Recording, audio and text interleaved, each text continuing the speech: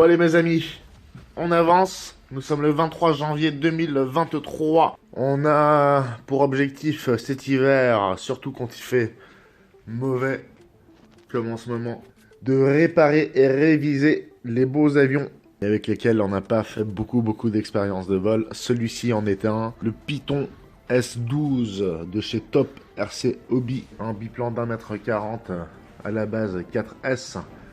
Mais on avait déjà fait des modifs pour passer en 6S.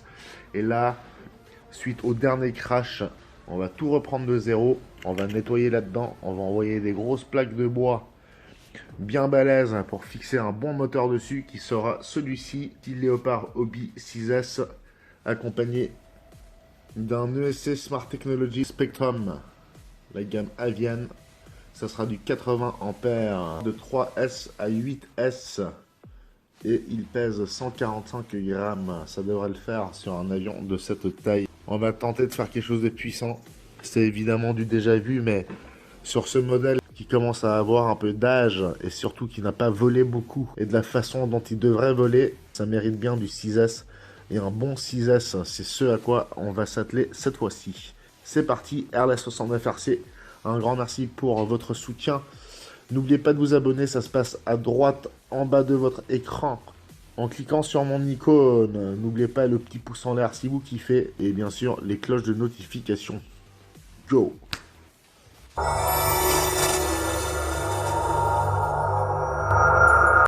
Je viens également de retomber sur ces paires de skis. C'est plutôt pas mal. Bonne surprise parce que non seulement j'avais oublié que j'en avais autant, mais en plus j'en aurais besoin.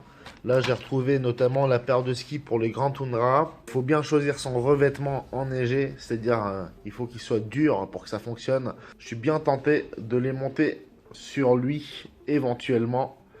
Il faut voir, il faut s'imaginer surtout une belle journée d'hiver ensoleillée, sans trop de vent et avec justement un revêtement lisse et bien dur. Nous passons à l'ESC Spectrum en question. Ce qui est génial, c'est que avec les régulateurs de cette marque, c'est du plug and play. Il n'y a pas besoin de souder, de se prendre la tête à savoir ce qu'on met comme connexion, etc. Donc voilà comment il se présente, hein. SPMXAE 1080, c'est le numéro d'article. Et voilà tous les spaghettis que vous recevez avec. Alors là déjà vous avez la lolette, la petite lolette Spectrum et donc l'ESC lui-même avec tout ce qu'il faut déjà. Donc visiblement on part sur du parallèle. C'est génial ça, il y a directement le câble pour du reverse. Et on a évidemment au milieu des gros câbles de connexion le petit câble gris pour la télémétrie. 145 grammes quand même. C'est bien ce que ça pèse à mon avis. Et on va découvrir le moteur. Une jolie petite mousse de protection. Une seconde. Et voilà le moteur en question. Très beau. Très bel engin. Voilà, nous y sommes. On a collé ce qu'il fallait. C'est bien sec. Et entre temps, on a monté le moteur sur son firewall. Donc c'est bien ainsi que ça va se dérouler. Je vais ensuite coller ce firewall ici. Et pour finir, je trouverai un moyen pour visser tout ça et le consolider un maximum. Et la petite surprise positive, si je remets bien le museau à sa place, on tombe plus ou moins bien. Il y a bien 2-3 mm d'espace ici et ça ne touche pas. Mais justement, en reprenant tout cet avant, on en profitera pour revoir le centre. Donc je suis assez content parce que l'axe est resté le même et on va pouvoir partir sur les mêmes bonnes bases.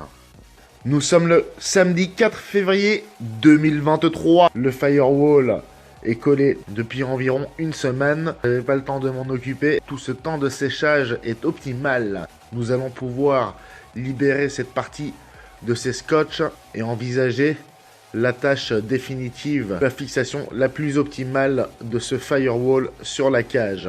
Il faut que ce soit vraiment balèze avant de repartir. Toute la cage moteur a été consolidée. Le moteur tient bien en place. Je me réjouis de le démarrer pour la première fois. On va travailler maintenant sur le museau. On vient d'appliquer de la colle et l'apport. Après avoir découpé proprement le dessus. On étale tout ça. Et on laisse sécher durant 10 minutes. Ça me permet d'en appliquer sur l'autre partie que je dois coller. Et une fois que ça sera collé, eh bien, je découperai l'intérieur. Et c'est juste pour amener de la couche en plus afin de retailler tout le museau. Parce que là, vous voyez, il avait été bouffé par les lisses.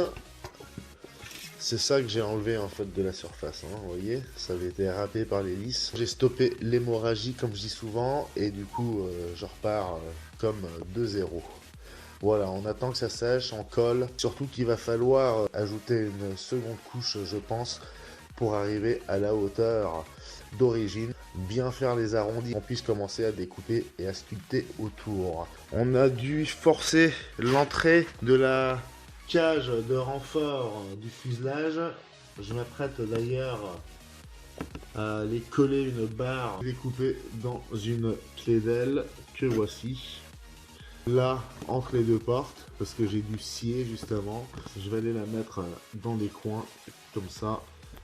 Gauche-droite, il y a une résistance, n'est-ce pas? Sachant que l'emplacement de la lipo se trouve là, au-dessus, sur cette plateforme. Et maintenant, on peut refermer pour solidifier le tout, hein, pour que la structure reste vraiment résistante. Parce qu'alors cet avion, je peux vous dire, notamment la cellule, on prend plein la face quand on fait les foufous avec. Bon, ça y est, ma barre de renfort est bien en place, bien collée, avec une bonne colle bien chimique, bien folle. J'attends donc patiemment que cela sèche et je pourrai enfin monter mon museau qui lui aussi est en attente ou respectivement en préparation. J'ai collé des plaques de Sagex dessus on va dire et il me restera donc plus qu'à lui redonner sa forme, le poncer etc, lui refaire une couleur et surtout faire le nécessaire pour que le support hélice, une fois monté, soit vraiment à ras de la sortie du museau, n'est-ce pas? Donc tout ça, c'est des choses dont il faut tenir compte quand vous refaites une pièce. Mais bon, c'est relativement facile pour le coup. En ce qui concerne les skis, respectivement la neige, nous sommes tout de même 1 mois et demi après le début de cet upgrade et cette révision générale. Et faut dire que la météo a bien changé entre temps. Bien que nous attendons une nouvelle vague de froid, mais je doute que celle-ci dure ou soit aussi féroce que la première que nous avons vécue et qui nous avait effectivement permis d'aller faire les foufous en mode sport de glisse. C'est égal, cette révision était finalement importante de manière générale parce que je peux vous dire qu'avec l'usure et le jeu qu'il y a au niveau des ailes, la qualité de vol et le comportement, c'est plus trop ça. Déjà que c'est pas un modèle très très cher, donc plutôt moyen au niveau de sa construction, mais très beau modèle, il fait très plaisir et c'est ça qui compte. Donc on entretient son matos, on fait des belles révisions, on y apporte quelques modifications. Évidemment, on ne se contente pas de rendre plus puissante la motorisation, il faut que tout le reste suive, hein. Au niveau châssis, on n'est pas sur une bagnole, donc on s'en fout, mais typiquement le train d'atterrissage et tout ça, je vais probablement faire un petit bricolage, un tendeur entre les deux roues, ça fera pas de mal. On revisse les boulons, on check les charnières ainsi que les guignols, tout le soin. Forcément, hein, faut pas déconner avec ça. Si vous faites un beau modèle, faut aussi que au niveau solidité, ça suive. Typiquement ça, vous voyez, ça on va le décoller et on va insérer de vraies charnières. Voilà. Ça prend très peu de temps, Mais par rapport à la durée de vie de votre modèle par la suite, ça fera toute la différence. Pit Python S12 6S upgradé. C'était un 4S d'origine. Et là, quand même, avec un beau gros bébé comme ça, vous n'allez pas hésiter à mettre un plus gros moteur. Et c'est ce que j'ai fait. Voilà, c'est parti. Go RLS69RC. N'oubliez pas de vous abonner. Cloche des notifications évidemment et pouce en l'air si vous kiffez. D'ailleurs pour vous abonner, ne vous cassez pas la tête, c'est là en bas à droite de votre écran sur mon icône qu'il faut cliquer et c'est fait. Allez go, on se retrouve sur le terrain. Merci.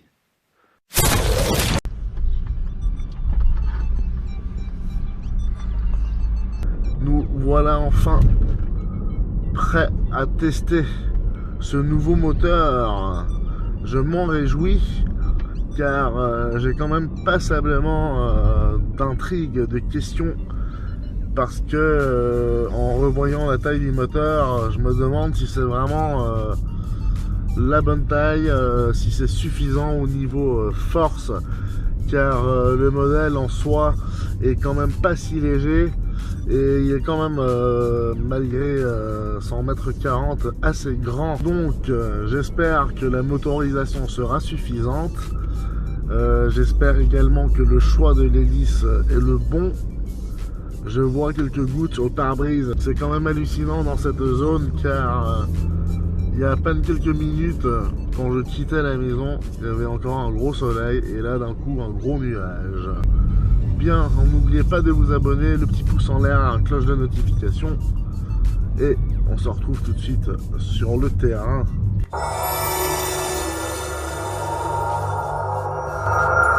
Nous voilà arrivés, joli petit soleil, partiellement en tout cas, même majoritairement.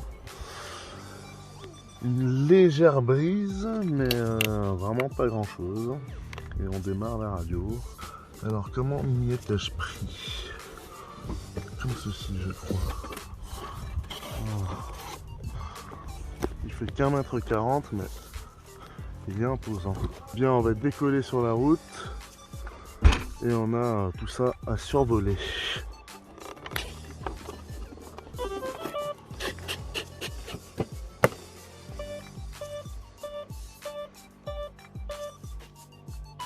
On entend bien le ventilo de l'ESC embarqué qui est un 100 ampères Spectrum. Ça n'a pas l'air si mal que ça. On a des courses faibles pour commencer, pour tester. C'est parti, RLS69RC. N'oubliez pas de vous abonner. Bon, déjà il penche à droite, j'aime pas trop ça.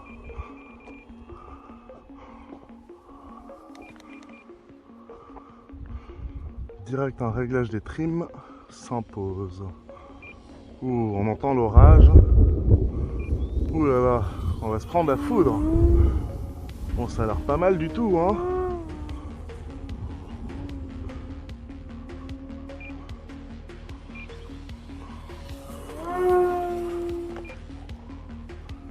Allez, j'arrive à faire des pirouettes avec les débattements faibles. Je vais augmenter maintenant ces débattements. C'est fait. Hop, il a l'air bien équilibré.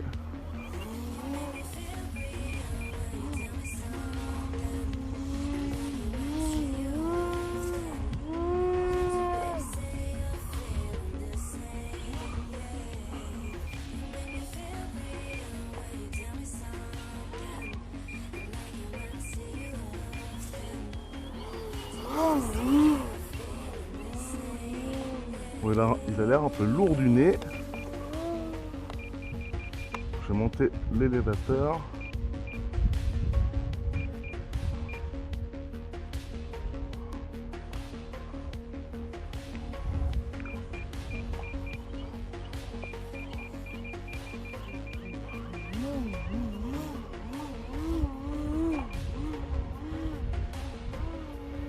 Un peu de vent là.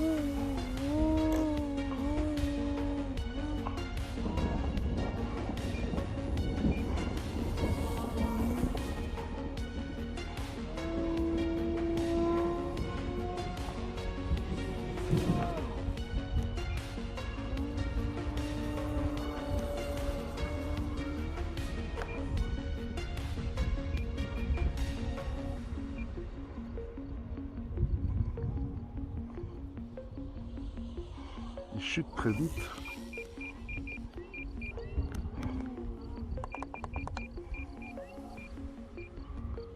Pour l'instant, j'ai dû considérablement trimer sur l'élévateur, il plongeait trop. En tout cas, le moteur elle a l'air suffisamment puissant. Ça nous permet un peu de voltige. L'hélice elle a l'air bonne aussi.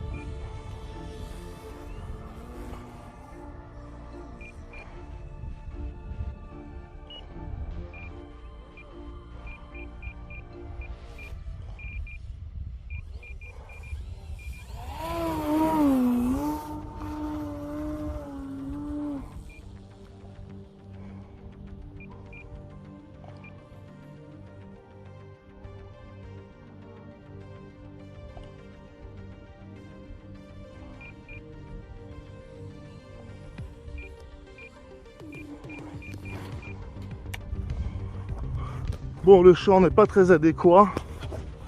Il n'est pas très contrôlable cet avion, mais il va falloir travailler un peu sur les différentes courses, etc. Donc c'était un vol un peu sportif, mais pas complètement incontrôlé. Voilà. On va ouvrir tout ça. L'orage arrive, je crois qu'il est temps de rentrer. On a quand même réussi à se faire un petit vol sympa. Un peu du grand n'importe quoi, mais c'était justement pour tester à quoi ressemblait cet avion maintenant en vol avec un tel moteur. Je suis très satisfait de la puissance, etc.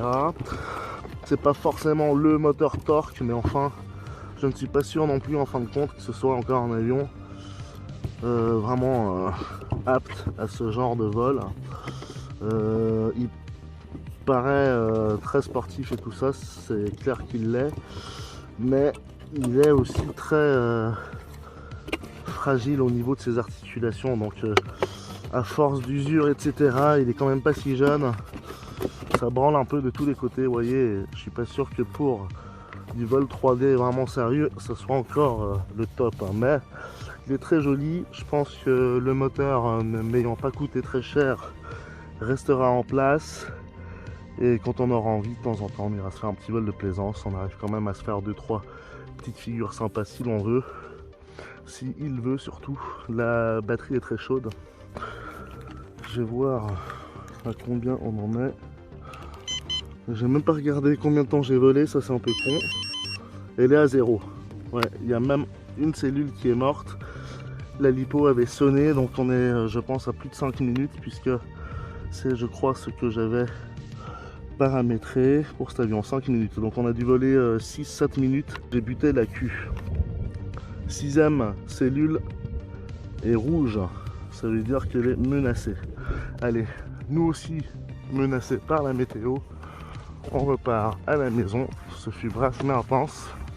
Merci messieurs dames d'avoir suivi ce petit test avec moi. Je sais désormais donc ce que je vous ai dit. On volera de temps en temps pour se faire plaisir, mais on oublie l'acrobatie avec ça. Surtout que je suis pas très bon non plus, donc c'est pas moi qui vais maîtriser ou dompter cet engin qui s'est déjà vautré tant de fois depuis qu'il est dans ma flotte. Voilà, mais je suis très content de mon montage. Tout tient très bien en place. J'ai tout très bien rafistolé, c'est solide. Et malgré que ça branle, ben moi j'ai fait le maximum de mon côté pour qu'il n'y ait pas de jeu, etc. partout où c'est possible de réduire le jeu. Voilà.